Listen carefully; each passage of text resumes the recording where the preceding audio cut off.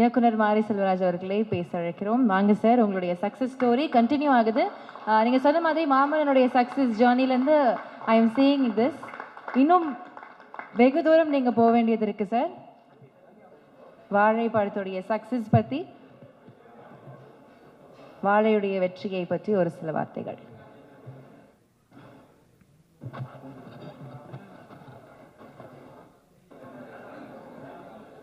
எல்லோருக்கும் வணக்கம்.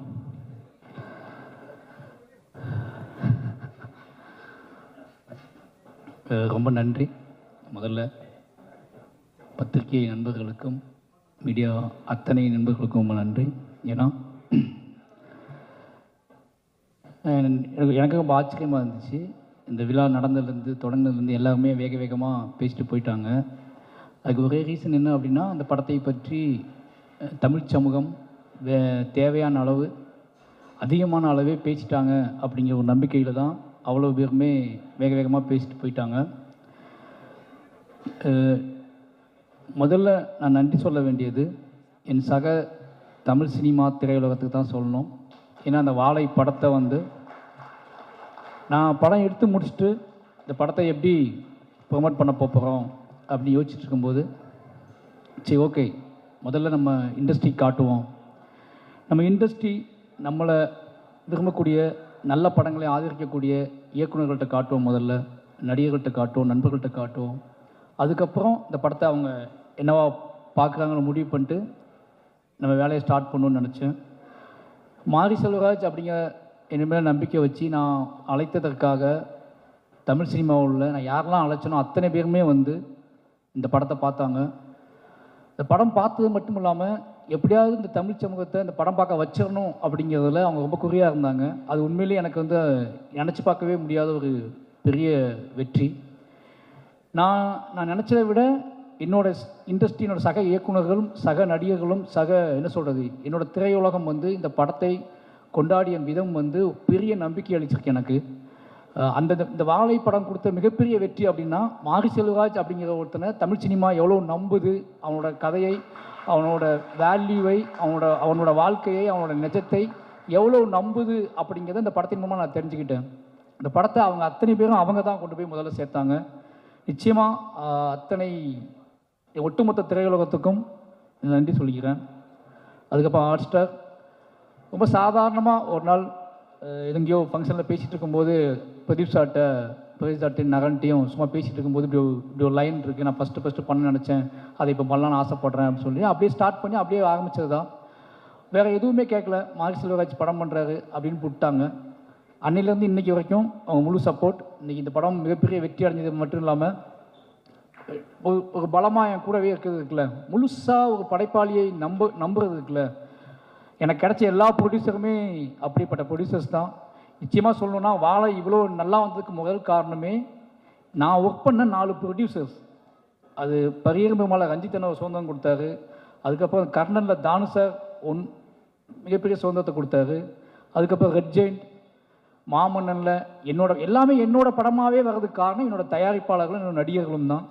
அதுக்கப்புறம் வாழை, இதுக்கு ஒரு இதான். இந்த 4 படம் யோசிச்சு பார்த்தீங்கன்னா, மாரி செல்வராஜுங்க ஒருத்தன் தங்கு தடையில்லாமல் மக்கள்கிட்ட போய் சேர்றதுக்கு மெயின் ரீசன் நான் என்னை சூஸ் பண்ண தயாரிப்பாளர்களும் என்னோட நடிகர்களும் கதாநாயகர்களும் என்னோட மொத்த டீமும் தான். நான் என்னோட 4 ப்ரொடியூசருக்கும் இந்த நேரத்தை நன்றி சொல்லிக்கிறேன். இது முக்கியமான விஷயம், 4 பேருக்குமே நான் படம் பண்ணிகிட்டு இருக்கேன் அடுத்து. அதான் முக்கியமான விஷயம். ஏன்னா அவன் நம்புகிறாங்க என்னைய, நிச்சயமாக அந்த நம்பிக்கைக்கு உண்மையாக இருப்பேன்னு நம்புகிறேன். அதுக்கப்புறம் மாஸ்டர் சொல்லி ஆகணும். மறுபடியும் எல்லா இன்டர்வியூலும் சொல்லிட்டே இருக்கா, என்னை ஏன் சூஸ் பண்ணான்னு தெரிலன்ட்டு. எப்படி சொல்கிறது மாஸ்டர்? கரெக்டாக உண்மையாக சொல்லிடலாம் அப்படின்னா, மாஸ்டர் ஆக்ஷன் ஃபைட் பண்ணுவார். என் படத்தில் நான் பெருசாக வேல்யூ கொடுக்க மாட்டேன் ஃபைட்டுக்கு. அந்த ஃபைட்டுக்குள்ளே சீன் வச்சுருப்பேன். அது அவர் ரொம்ப டிஸ்டர்பன் பண்ணும். அவர் ஏதாவது யோசிச்சா நான் அதை சீனாக மாற்றி கன்வெர்ட் பண்ணிவிடுவேன். எல்லா ஃபைட் சீக்வன்ஸையும் நான் சீனாக மாற்றுவேன். எனக்கு எமோஷ்னல் ட்ராமா முக்கியம்னு சொல்லுவேன். அதை ஒரு மாஸ்டர் புரிஞ்சுக்கிட்டு அதுக்கான ஸ்பேஸை கொடுத்துட்டே இருப்பார். அது இப்படியே போயிட்டே இருந்துச்சு. இப்படிலாம் ஃபைட் மாஸ்டர்ஸ் இருக்காங்கன்னு போயிட்டே இருந்துச்சு. சும்மா அவர் தனியாக இருக்கும்போது ஜாலியாக இருக்கும்போது குழந்தையாக மாறிடுவார். பயங்கர சமாளிக்கவே முடியாது. யுவானை விட மோசமாகிடுவார், என் பையனோட மோசமாகிடுவார். அப்புறம் தான் அந்த ஆள்கிட்ட ஏதோ உண்மை இருக்குது, மாஸ்டர் கிடையாது, ஃபைட் மாஸ்டர் கிடையாது. ஒரு நாள் ஒன்று சொன்னார், நான் படம் எடுப்பேன், என் படத்தை சண்டையே இருக்காது, இது போதும் எனக்கு. ஒரு மாஸ்டர் நான் படம் எடுப்பேன், அதில் சண்டையே இருக்கான்னு சொல்கிறாருல, அப்போ அந்த ஆளை நம்பலாம் அப்படின்னு முடிவு பண்ணிக்கிட்டேன். நம்மளுக்கு அப்புறம் தான் நான் வாழை காமிச்சேன். வாழை படம் பார்த்துட்டு அவர் அடுத்த செகண்டே வந்து ஒரு 1 ஹவர் எதுவுமே பேசலை, அப்படியே அமைதியாக இருந்தார். நான் வாங்கிக்கிறேன் அப்படின்னு, நானும் கூட சேர்ந்து பண்ணுறேன் அப்படின்னாரு. சரின்னு சொல்லிட்டு அன்றைக்கி ஸ்டார்ட் பண்ண நம்பிக்கை தான் இன்றைக்கி வரைக்கும். என்ன பண்ணுறீங்கன்னு எதுவுமே கேட்கல, ஆன் தி வேல போயிட்டே 2 பேத்துக்குள்ள அண்டர்ஸ்டாண்டிங் ட்ராவல் ஆகுது. நிச்சயமாக ஒரு நல்ல படம் மட்டும்தான் நமக்கு நிறைய நம்பிக்கைகளை, நிறைய நண்பர்களை ஏற்படுத்தி கொடுக்குது அப்படிங்கிற ஒரு பெரிய சந்தோஷம். ஒரு இந்த வாழை வந்து இது வரைக்கும் நல்ல மாஸ்டராக எனக்கு இருந்த மாஸ்டர், ஒரு நல்ல நண்பனா, ஒரு நல்ல அண்ணனா தம்பியான்னு தெரியல, அவருக்கு முடி நிறைக்கல எனக்கு நினச்சிருக்கு. அதனால் நல்ல நண்பன் தான், நல்ல நண்பனை கிடச்சிருக்கு. ரொம்ப நன்றி மாஸ்டர். அதுக்கப்புறம் ரெட் ஜெயிண்ட்டு, நீங்கள் நான் என்ன தைரியத்தில் வந்து இந்த படத்தை நான் ரிலீஸ் பண்ணுறேன்னு சொன்னேன் அப்படின்னா, ரெட் ஜெயிண்ட் இருக்காங்க பார்த்துக்குவாங்க அப்படின்னு சொல்லிட்டு தான். ஏன்னா மாமன்னன் பண்ணும்போதே நான் சொல்லிட்டேன், என்ன படம் எடுத்து வந்தாலும் வந்துக்குவான்னு சொல்லிட்டு. அதே மாதிரி அதை புரிஞ்சுக்கிட்டு வாழை எடுத்துகிட்டு போனேன். ரொம்ப பயமாக தான் இருந்துச்சு. ஏன்னா அந்த biggest main stream production company அது. அதுவும் பிக்கஸ்ட் மெயின் ஸ்ட்ரீமாகவே ஒரு படத்தை ஒரு படத்தோட வெற்றியை படம் பார்த்துட்டு இருக்க 15 நிமிஷத்துக்கு சொல்லக்கூடிய ஆள் வந்து சண்முகமூர்த்தி சார். அவர் படம் பார்த்துட்டு வெளியே வந்து படம் ஃபுல்லாக பார்த்துட்டார். அதான் பெரிய விஷயம். படம் ஃபுல்லாக பார்த்து அப்போ வந்து பெருசாக ஃபைனல் சவுண்டு கிவுண்ட்லாம் எதுவுமே இல்லை, கொஞ்சம் அப்படி பார்த்து முடிச்சுட்டு, சார் நல்ல படம் சார், உங்களுக்கு நல்ல பேர் கிடைக்கும் சார், எப்படி கலெக்ட் பண்ணணும்லாம் எனக்கு தெரில அப்படின்னாரு. அது எனக்கு போதும், எனக்கு நல்ல பேர் கிடைக்கும்னு சொன்னார்ல, அது எனக்கு போதும்னு தோணுச்சு. அதுக்கப்புறம் கொஞ்ச நாள் கழித்து சொன்னார், சார் நீங்களே ரிலீஸ் பண்ணிவிடுங்க சார், பயப்படாதீங்க, நீங்களே பண்ணிவிடுங்க, உங்கள் ப்ரொடக்ஷன்லேயே பண்ணிவிடுங்க, நான் டிஸ்ட்ரிபியூட் பண்ணி தந்துடுறேன். என்ன ஏதாவது ஒரு படம் ஓடலாம் கூட பயப்படாதீங்க, ஒரு நல்ல பேர், உங்களுக்கு சம்பளம் கம்மின்னு நினச்சிக்கோங்க, ஆனால் நீங்கள் தான் பண்ணணும், உங்கள் பேரில் பண்ணணும்னு சொன்னார். ரொம்ப நன்றி சார், நீங்கள் அந்த உங்களுக்கு ஒரு பேர் கிடைக்கும் நீங்கள் பண்ணுங்கன்னு சொன்னது இருக்குல்ல. ஒரு படம் ஒருவேளை மெயின் ஸ்ட்ரீமாக கலெக்ட் பண்ணலாம் அப்படின்னா விடுங்க, உங்கள் அடுத்த படத்தில் பார்த்துக்கலான்னு முடிவு பண்ணி பண்ணுங்கன்னு சொன்னார். ரொம்ப நன்றி சார் அந்த நம்பிக்கைக்கு. அதுலேருந்து தான் நம்மளே பண்ணலான்னு சொல்லிட்டு இறங்கணும். இந்த 3 பேரும் தான் முக்கியமான காரணம். இந்த 3 பேருமே முழுமையாக நம்பினாங்க. அதுலேருந்து அன்றைய நாள்லேருந்து இப்போ வரைக்கும் அவங்க தேட்டர் எனக்கு கொடுத்ததும் சரி, ஒவ்வொரு நாளும் எனக்கு ஃபோன் பண்ணி பேசினதும் சரி, இப்போது இந்த ஃபங்க்ஷன் வரைக்குமே என் கூட நிற்கிற ரெட் ஜெயினில் அர்ஜுனுக்கும் மூர்த்தி சாருக்கும் ராஜா மொத்த டீமுக்குமே ரொம்ப நன்றி. அதுக்கப்புறம் என்னோடய டீம், என்னுடைய மொத்த டீம், என்னோடய எடிட்டர், கேமராமேன், ஆர்ட் டைரக்டர், இவங்கெல்லாம் தொடர்ந்து என் கூடவே இருக்கா அப்படின்னால அவங்கள பற்றி எதுவும் பேச அவசியம் இல்லை. ஏன்னா என்னோடய ப்ராடக்ட், என்னோடய படத்தோட வெற்றியும் என் படத்தோட முழுமையும் தான் அவங்களோட பேர் சொல்லும். நான் ஒரு படத்துக்கு ஒருத்தரை பற்றி சொல்கிறத விட இந்த படத்துக்குள்ள நான் எவ்வளோ முழுமைக்காக நான் ஆசைப்பட்றேன், அதை எப்படி முழுமையான படமாக ஆடியன்ஸுக்கு கொடுக்க நான் வெறி பிடிச்சி அலையிறேன் அப்படிங்கிற வச்சு என் கூட சேர்ந்து ட்ராவல் பண்ணுறேன். என்னோடய டீமுக்கு, என்னோடய உதவி இயக்குநர்கள், என்னோடய டெக்னீஷியன் டீம் எல்லாத்துக்குமே நன்றி. ரொம்ப முக்கியமாக என்னோடய நடிகர்கள் சொல்லணும். இந்த படத்தில் என்னோடய டீமோட நடிகர்கள் ரொம்ப முக்கியம். இந்த படத்தில் அத்தனை உழைப்பை போட்டிருக்காங்க. எல்லாத்துக்குமே எப்படி நன்றி சொன்னே தெரில. கலையரசனாகட்டும், திவ்யாவாகட்டும், இப்போ அந்த பசங்க இருக்காங்கன்னா இவங்க 2 பேரும் நான் என்ன வேணாலும் பண்ணணும்னு முடிவு பண்ணி தான் எனக்கு சூஸ் பண்ணேன். ஓகேவா, படம் முடியும் போது நான் என்னவா இருக்கணும், எப்படினாலும் இவங்களை வச்சு இந்த படத்தை எடுத்துடலாம் அப்படின்னு எனக்கு தெரியும். அதனால் சூஸ் பண்ணேன். இவங்களை என்ன பண்ண வைக்க முடியும்னு எனக்கு தெரியும். ஆனால் கலையரசன், திவ்யா, ஜானகி அம்மா, இவங்கெல்லாம் வந்து பத்மனு, இவங்க எல்லாத்தையுமே வந்து எனக்கு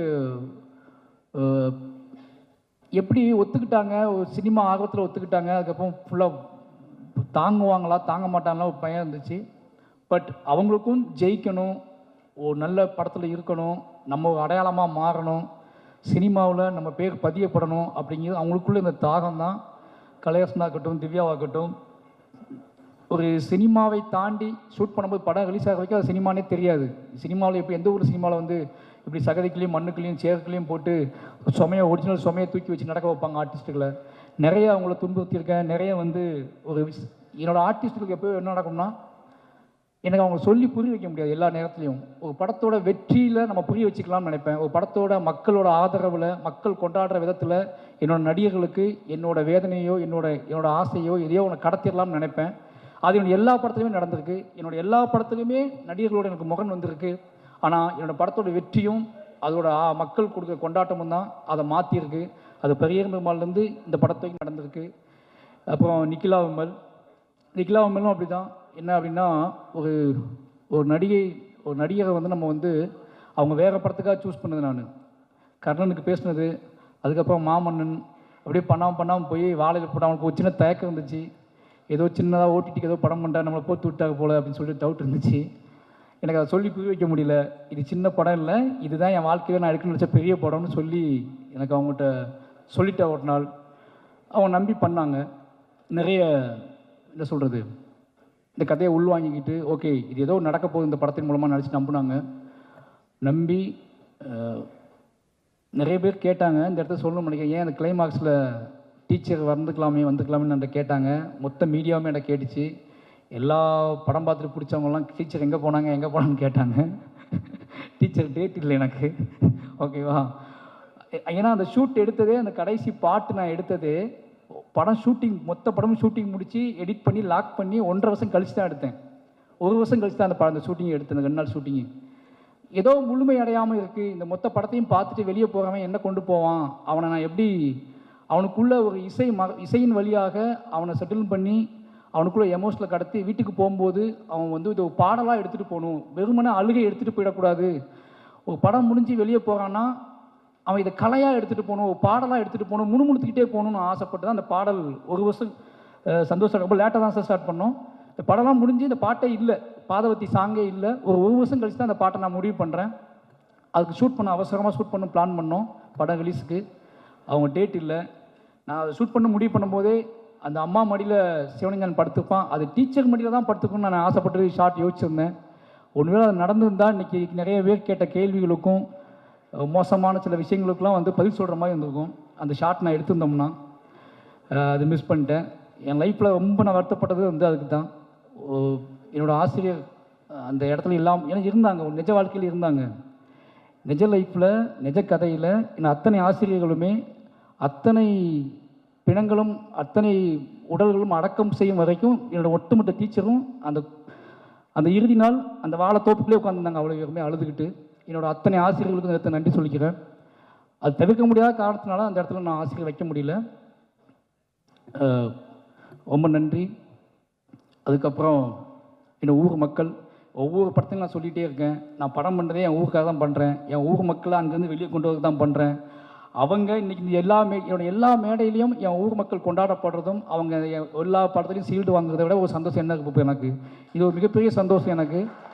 யோசிச்சுப்பாங்க, பெரியரும் பெருமாள் அங்கே தான் பண்ணேன், கர்ணன் அங்கே தான் பண்ணேன், மாமன்னன் அங்கே தான் பண்ணேன், வாழை அங்கே தான் பண்ணேன், இப்போ பண்ணிட்டு இருக்க பைசன் அங்கே தான் பண்ணிக்கிட்டு இருக்கேன். அவ்வளோ கதைகள் இருக்குது. ஏன்டா இவன் அங்கேயே போகிறான்னா அவ்வளோ கதைகள் இருக்குது. அந்த கதைகளை அவங்க எனக்காக சப்போர்ட் பண்ணுறாங்க. ரொம்ப சிம்பிள், ரொம்ப நாங்கள் பெருசாலாம் பிளான் பண்ணுறதில்ல. ரொம்ப எளிமையான உண்மை எங்ககிட்ட இருக்குது. அந்த எளிமையான உண்மையை கலையாக்குவதற்கு கஷ்டப்படுறேன். அந்த எளிமையான உண்மையை கொண்டு வைக்கிறேன். நான் எடுக்கிற வரைக்கும் ரொம்ப சிம்பிளாக தான் எடுப்பேன். ஒரு எளிமையான உண்மை தமிழ் சமூகத்தை எந்த அளவுக்கு டிஸ்டர்ப் பண்ணுது அப்படிங்கிறத நான் படம் ரிலீஸ் ஆனதுக்கு அப்புறம் தான் புரிஞ்சுக்கிறேன். அப்போ இங்கே வலியதை விட எளியவைகளுக்கு வந்து மிகப்பெரிய வேல்யூ இருக்குது அப்படிங்கிறத நான் வந்து ஒவ்வொரு படத்திலும் தான் புரிஞ்சுக்கிறேன். அப்படி எளிமையான கதைகளை எனக்கு கொடுத்துக்கிட்டே இருக்கக்கூடிய என்னோடய ஒட்டுமொத்த மக்களுக்கும், என்னோடய கிராம மக்களுக்கு, புளியங்குளம் மக்களுக்கும், பக்கத்தில் உள்ள கொங்காயக்குறிச்சி, கருங்குளம் எல்லா மக்களுக்குமே நன்றி சொல்லிக்கிறேன். என்னோடய எல்லா படைப்பிலும் அவங்க இருப்பாங்க. அவங்க தான் நாங்கள் தான் அவங்க. அதனால் ஒட்டுமொத்த மக்களுக்கும் நன்றி சொல்லிக்கிறேன். அதுக்கப்புறம் என்னோடய குடும்பம், என்னோடய குடும்பத்தை பற்றி மிக முக்கியமாக சொல்லி ஆகணும். அதுக்கு முன்னாடி சந்தோஷ் நாராயணன் சார் ரொம்ப ஸ்பெஷல். எனக்கு இதயம் காமிக்கிற அளவுக்கு ஸ்பெஷல் ஒரு விஷயம் தான். என்ன அப்படின்னா, இப்போ மாமன்னன் ரகுமான் சார்கிட்ட போயிட்டேன். அப்போது வாழை பண்ணப்போ எடுத்து வாழை நான் தான் பண்ணும், ரகுமான் சார்ட்ட அனௌன்ஸ் பண்ணதுக்கப்புறம் வாழை நான் தான் பண்ணுன்னு அடம் பிடிச்சி, இப்போது ரகுமான் சார்ட்ட போயிட்டேன்னா கோவம் வரும்ல, அந்த கோவம் இல்லாமல் சூப்பர் மாதிரி நீங்கள் ரகுமான் சார்ட்ட போய் கற்றுக்கோங்க, ரகுமான் சார்ட்ட நீங்கள் ஒர்க் பண்ணணும் ஒரு படம், அது மாதிரி ராஜா சார்ட்டையும் ஒரு படம் ஒர்க் பண்ணணும்னு சொன்னார். ரொம்ப நன்றி சார். அதுக்கப்புறம் வாழை பண்ணால் நான் தான் பண்ணுவேன், அதை மட்டும் நான் யாருக்கும் விட்டு கொடுக்க மாட்டேன் அப்படின்னு இந்த கதை சொல்ல நாள்லேருந்தே என் கூடவே ட்ராவல் பண்ணார். இந்த படம் நான் எப்பவும் சொல்லுவேன், என்னோடய படம் பெருசாக தெரிவதற்கும், என்னோடய படம் எமோஷனலாக தெரிவதற்கும், என்னோடய படம் ரொம்ப பியூராக தெரிவதற்கும் அது சந்தோஷ் நாயோட மியூசிக் ஒரு முக்கியமான காரணமாக இருக்கும்னு நினைப்பேன். ஏன்னா நான் ரொம்ப இசையின் வழியாகவே வளர்ந்த பையன். எனக்கு வந்து சொல்லிக் கொடுக்கறதுக்குலாம் ஆள் இல்லை ஊரில். எங்கேயோ தூரத்தில் கேட்ட பாடல் வழியாகவே என்னோடய கதையெல்லாம் நான் உருவாக்கிக்கிட்டே இருந்தேன். எனக்கு அங்கே டிவி பார்க்கலாம் டைம் இருக்காதுல்ல. அப்புறம் நான் காட்டில் பாட்டு கேட்டுகிட்டே இருப்பேன். அந்த பாட்டு வழியாக தான் என்னோடய காதலை, என்னோடய கஷ்டத்தை, என்னோடய அண்ணன் தம்பி பாசத்தை, இதெல்லாமே பாட்டை வச்சு நான் யோசிச்சுட்டே இருப்பேன். அதனால் எனக்கு இசை ஆல்ரெடி எனக்குள்ளே இசை தான் எனக்குள்ளே ஒரு நான் நடனம் ஆட ஆரம்பித்தேன். அப்போ இசை தான் என்னோடய பூர்வீகம். இசைக்குள்ளே தான் நான் பிறக்க ஆரம்பித்தேன். இசையிலேருந்து தான் இதை நான் கண்டுபிடிக்க ஆரம்பித்தேன். அப்போது நல்ல மியூசிக் டைரக்டரோட ஒரு நல்ல வேல்யூ கிடச்சா பயங்கரமாக இருக்கும். எனக்குள்ளே இருக்கிற என்னோடய விஷுவல்ஸை, என்னோடய ஷார்ட்டை நான் எடுப்பதற்கும் நம்பி எடுப்பதற்கு வந்து சந்தோஷ் சார் மியூசிக் முக்கியமான காரணம். ஏன்னா நீங்கள் யோசிக்கீங்களேன், நான் எல்லா படத்துக்குமே பாட்டு எடுத்துகிட்டு தான் மொத்த படத்தையும் எடுத்துகிட்டு தான் அவர்கிட்ட போவேன். நான் என்னோடய ஒட்டுமொத்த படத்தையும் எடுத்து முடிச்சு தான் அவர்கிட்ட போவேன். அவர் நம்பிக்கை தான், அது கரெக்டாக மேட்ச் ஆகி வந்துடும். யோசிப்பாங்களேன், ஒரு வருஷம் கழிச்சு பாதவத்தி பாட்டு பண்ணுறோம் 2 பேரும் சேர்ந்து. அந்த பாட்டு வேணும்னு 2 பேரும் முடிவு பண்ணுறோம். அந்த பாட்டை டக்குன்னு யோசித்தோடனே இந்த பீட்டில், இந்த எமோஷ்னலில் இதை வெளியே போகிற ஒருத்தன் சும்மா பேசணும். நாங்கள் அன்றைக்கி பேசினது தான் இது. சார் அழுது படம் விழுந்துட்டா எல்லாம் அழுதுகிட்டு இருப்பாங்க, என்ன பண்ணலாம் இவங்களை, எப்படி இவங்களை படம் முடிஞ்சிச்சுன்னு எப்படி சொல்கிறது அப்படின்னு கேட்கும்போது ஒரு பாட்டு இசை கேட்குறாங்க. இசை முடிஞ்சால் படம் முடிஞ்சிட்டு அவங்க நம்புவாங்க. அப்போ நம்ம இசையை கிரியேட் பண்ணணும்னு சொல்லி தான் பாடல் ரெடி பண்ணோம். நான் நம்பினேன். இந்த பாட்டு ஓடும்போது எந்திரிச்சு போயிட்டா என்ன பண்ணுறதுன்னு ஃபீல் பண்ணேன். எந்திரிக்க மாட்டாங்கன்னு நிறைய பேர் சொன்னாங்க. சரி பார்ப்போம் அப்படின்னு வெயிட் பண்ணேன். மூர்த்தி சார் எந்திக்கல ஃபஸ்ட்டு. அப்போது எந்திக்க மாட்டாங்க போல யாருமே அப்படின்னு சொல்லிட்டு முடிவு பண்ணேன். ஃபஸ்ட்டு எந்திக்காத ஆடியன்ஸ் மூர்த்தி சார் தான். அவ்வளோ பக்கத்தில் நான் உட்காந்து என் கையை வந்து அவர் மேலே வச்சுருந்தேன். அதனால் எந்திக்கலான்னு தெரில. ஆனால் ஃபஸ்ட்டு நாள் நான் படம் பார்க்க போயிருக்கேன் திருநெல்வேலியில். அப்போ தான் அந்த பயம் எனக்கு இருந்துச்சு. இந்த பாட்டு ஆரம்பிக்கும் போது எந்திரிச்சு போயிட்டாங்கன்னா எனக்கு அதை ஜீர்ணிக்கவே முடியாது. அது முழுமையாக வெற்றி அடைஞ்சால் கூட அதை கொண்டாட முடியாது அப்படின்னு பயத்திலே இருந்தேன். ஏன்னா என் ஊர் எப்படி யோசிப்பாங்க, திருநெல்வேலியில் 700 பேர் உட்காந்துருக்காங்க, கத்தி கத்தி கத்தி கத்தி கத்தி உட்காந்துருக்காங்க. அதுக்கப்புறம் அமைதியாக அழுது உட்காந்துருக்காங்க. அவங்களெலாம் கண்ட்ரோல் பண்ண முடியாது. ஆனால் அந்த 700 பேர் அப்படியே உட்காந்துருந்தாங்க. அன்னைக்கு தான் எனக்கு வந்து அப்போ நான் முடிவு பண்ணேன், இந்த மக்களுக்கு எவ்வளோ பிரச்சனை வந்தாலும் சரி, யார் என்ன சொன்னாலும் சரி, இந்த மக்களுக்கு நம்ம ஆர்ட் ஃபார்மை கொடுத்துக்கிட்டே இருக்கணும். என்ன சொன்னாலும் சரி, என்னை பற்றி என்ன பேசினாலும் சரி, என்னை பற்றி என்ன புரிதலை கிரியேட் பண்ணாலும் சரி, என்னை பாராட்டவும் முடியாமல் திட்டவும் முடியாமல் தவிச்சாலும் சரி, நான் என்னோட வேலைங்கிறது என் மக்களுக்கு கலையின் வழியாக யோசிச்சுப்பாங்களேன். என்னோட அம்மா அப்பாவை, என்னோட அண்ணன் தம்பியை, என் ஊர் மக்களோட கண்ணீரை 30 வருஷம் கழித்து கலையாக்குவதற்காக நான் வந்திருக்கேன். அதை கலையாக்குறேன் அப்படின்னா அது எதையும் நினச்சில்ல, எதையாவது என் மக்களுக்கு என்ன சொல்கிறது, இப்படியே வாழ்ந்து இப்படியே செத்து போகிறோம், இப்படியே சண்டை போடுறோம், இப்படியே வாழ்ந்துட்டுருக்கோம்னு இல்லாமல் நம்ம படுற எல்லாத்தையுமே ஒரு படைப்பாகவும் இத்தனை கோடி மக்களுக்கும் கடத்த முடியுங்க நம்பிக்கை கொடுக்கறது இருக்குல்ல, அது ரொம்ப எனக்கு அதுவே போதுமானது எனக்கு. அதனால் எனக்கு ஒட்டுமொத்த நம்பிக்கையும் கொடுக்கறது இந்த மாதிரியான மூமெண்ட்ஸ் தான். ஒரு சாதாரண யாரோ எங்கே இருக்க ஒருத்தர் வந்து என்னை கைப்பற்றி பேசுறது இருக்குல்ல, அது அதை விட என்னோட பெருமை. என்கிட்ட வந்து பெருமை இல்லைன்னு சொல்லுவாங்க. என்னோட பெருமையை காட்டட்டுமா? 2 பேர் தான் என்னோட பெருமை. புரியுதா? ஒருத்தன் ஆடும்பச்சு, அதாவது நீ பெருமையை பேசுடா, உன்ட என்ன பெருமையே இல்லையா, என்னாட இப்படி காட்டிகிட்டே இருக்க, கூலியாக காட்டுற, தொழிலாளியாக காட்டுற.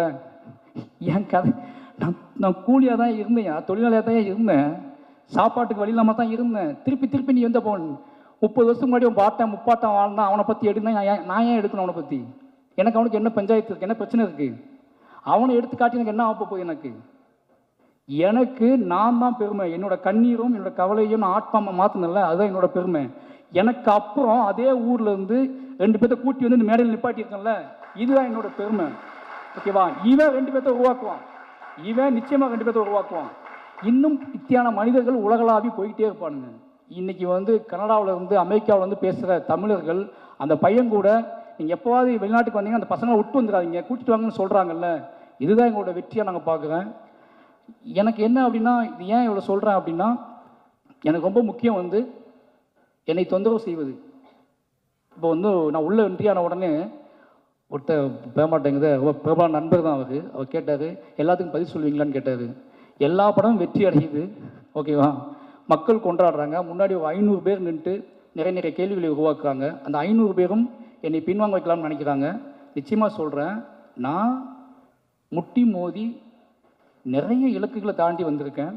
என்கிட்ட விடாப்புடியான நான் சொல்லியே தீர வேண்டிய கதைகள் இருக்குது. நான் அத்தனை கதைகளையும் எப்படியாவது மூச்சு முட்டி சொல்லிட்டு தான் நான் போவேன். ஓகேவா?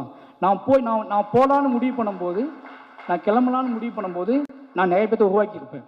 அவங்க சொல்ல ஆரம்பிப்பாங்க. இது வந்து மாற முடியாது. வாழையை சொல்லிட்டேன் அப்படிங்கிற ஒரு சந்தோஷம் எனக்கு. வாழை எங்களோட பெரிய உழைப்பு, எங்களோட பெரிய நம்பிக்கை. ஏன்னா எங்கள் அம்மா அப்பாவுக்கு இந்த நன்றி சொல்லி ஆகணும்.